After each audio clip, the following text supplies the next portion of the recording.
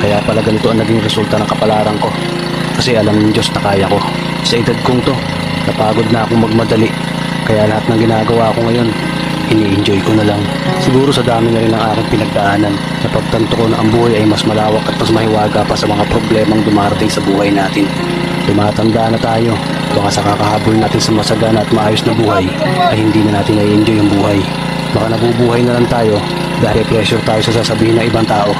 Marami na rin akong mga naging maling desisyon sa buhay, pero lahat yun nagsilbing aral sa akin at natuto ako sa mga pagkakamali ko. May mga taong sobra nating mamahalin at bibigyan ng halaga, pero ibabalik lang sa atin ay kabiguan at matinding trauma.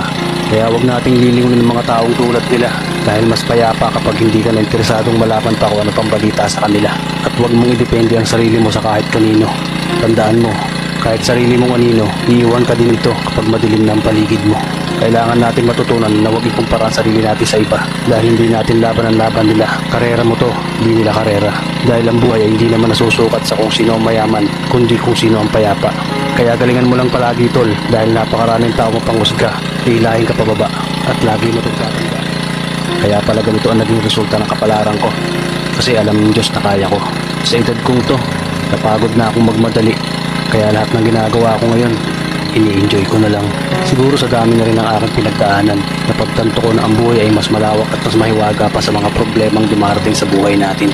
Tumatanda na tayo, baka sa kakahabol natin sa masagana at maayos na buhay, ay hindi na natin na-enjoy ang buhay. Baka nabubuhay na lang tayo dahil nape-pressure tayo sa sasabihin ng ibang tao. Marami na rin akong mga naging maling desisyon sa buhay, pero lahat yun nagsilbing aral sa akin at natuto ako sa mga pagkakamali ko. May mga taong sobra nating mamahalin at bibigyan ng halaga, pero ibabalik lang sa atin ay kabiguan at matinding trauma. Kaya wag nating lilingunin ng mga taong tulad nila dahil mas payapa kapag hindi ka na interesadong malaman pa kung ano pang balita sa kanila. At wag mong idepende ang sarili mo sa kahit kanino.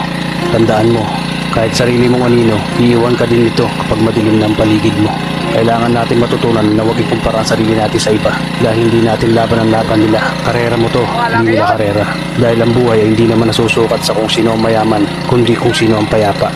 Kaya galingan mo lang palagi tol dahil napakaraming tao mapanghusga, hihilahin ka pababa at lagi mo itong tatandaan. Kaya pala ganito ang naging resulta ng kapalaran ko.